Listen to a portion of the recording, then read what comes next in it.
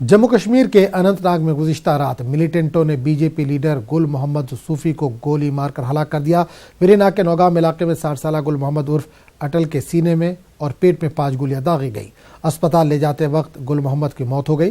गुल मोहम्मद बीजेपी के नायब जिला सदर थे और 2008 और 2014 में असेंबली इंतखाबात भी लड़ चुके थे। रियासत के मुख्तलिफ हलकों से इस कत्ल की मजम्मत की गई है। और वज़ीर-ए-आज़म नरेंद्र मोदी ने जम्मू कश्मीर के बीजेपी लीडर गुल मोहम्मद मीर के कत्ल के सख्त अल्फाज में मजम्मत की है।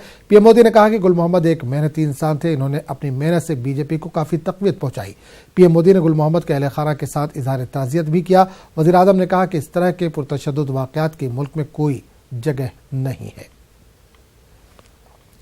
और इस पूरे मामले पर बात करने के लिए अपने नुमाइंदे मुदस्सिर कादरी के पास चलेंगे। मुदस्सिर, गुल मोहम्मद का कत्ल कर दिया गया, बीजेपी के लीडर थे, काफ़ी एक्टिव कारकुन थे, क्या है पूरा मामला? तफसील से जानना चाहेंगे। किस वक्त उनको गोली मारी गई, कहाँ वो जा रहे थे, कुछ तफसील है आपके पास?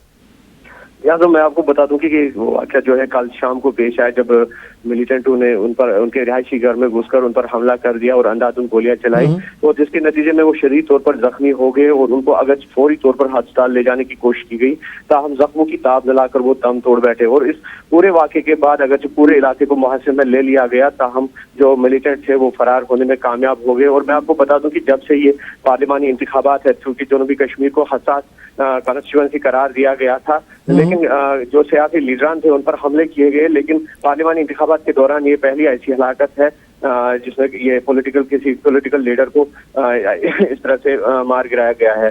तो इस पूरे वाक़े की जो है बीजेपी लीडरान या फिर मेन स्ट्रीम पॉलिटिशियंस की अगर हम बात करेंगे तो उनकी जानिब से मजम्मती बयान भी आ रहे हैं। और इनका जो शुमार था वो बीजेपी के बानी लीडरान में होता था, क्योंकि जो जिस तरह से रियासत में जिस तरह से बीजेपी को अगर तक़वियत मिली है तो कुछ ही लीडरान जिनमें से ये भी शामिल थे, तो उनका जिक्र आता है। तो इन्होंने 2008 और 2014 में भी बीजेपी की टिकट पर जो है असेंबली इलेक्शन लड़े थे डूरू से, जिसमें वो नाकाम हुए। लेकिन अगर देखा जाए तो बीजेपी के काफी ये मजबूत सपोर्टर माने जाते थे, जिन्होंने मतलब जो बीजेपी को फरोग देने के लिए यहाँ पर ग्राउंड लेवल से काम किया है। मुदस्सिर, एक चीज और जानना चाहिए, आपने कहा घर में घुसकर मिलिटेंटों ने गोली मारी है, तो जो ऐनी शाहिदीन हैं या उनके घर वाले जो वहां पर उस वक्त मौजूद रहे होंगे, तो क्या बताए कितनी तादाद थे मिलिटेंटों की? क्या किसी ने अब तक जिम्मेदारी कबूल की है कि किनकी जानिब से अटैक किया गया? जी, जिम्मेदारी की अगर हम बात करेंगे, अभी तक किसी भी तंजीम ने इसकी जिम्मेदारी कबूल नहीं की है। लेकिन जो ऐनी शाहिदीन थे उनका बेटा भी उनके घर में मौजूद था। तो पहले जो मिलिटेंटों के साथ बहस मुबाहिसा हुआ है काफी, उसके बाद तलाशी भी ले ली गई है घर की। तो ये बताया जा रहा है कि वो इनके जो पीएसओ थे तो उनके मतलब उनको ढूंढने की कोशिश कर रहे थे, उनको तलाश करने की कोशिश कर रहे थे कि कहीं घर में कोई उनका असला मौजूद तो नहीं था। लेकिन दूसरी जानिब इनके बेटे का कहना है कि गुल मोहम्मद अटल को कोई सिक्योरिटी फराहम नहीं की गई थी, हालांकि कई बार इनको धमकियां भी मिली थी। और जिसके बाद उन्होंने पुलिस की जानिब रुजू किया था कि इनको सिक्योरिटी फराहम की जाए, लेकिन पुलिस ने इसमें कहीं ना कहीं जो है लहल से काम लिया है और इसको सिक्योरिटी फराहम नहीं की। और वो भी इल्जाम आयद किया जा रहा है कि पुलिस की जो गफलतशारी है इसमें जो है वो सामने आई है। अगर इसको सिक्योरिटी फराहम की जाती तो शायद ये बच जाते। चलिए, बहुत बहुत शुक्रिया इस तमाम जानकारी के लिए।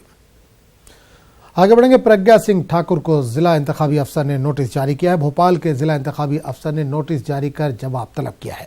इलेक्शन कमीशन की पाबंदी के बावजूद इंतखाबी तशहीर का इल्जाम लगाया गया है। वादे कि प्रज्ञा ठाकुर पर इलेक्शन कमीशन की जानिब से 3 दिन तक इंतखाबी तशहीर में हिस्सा नहीं लेने की पाबंदी आयद की गई थी। इसके बावजूद इन्होंने इंतखाबी तशहीर में हिस्सा लिया, जिसके पादाश में भोपाल के जिला इंतखाबी अफसर ने नोटिस जारी कर प्रज्ञा सिंह से जवाब मांगा है।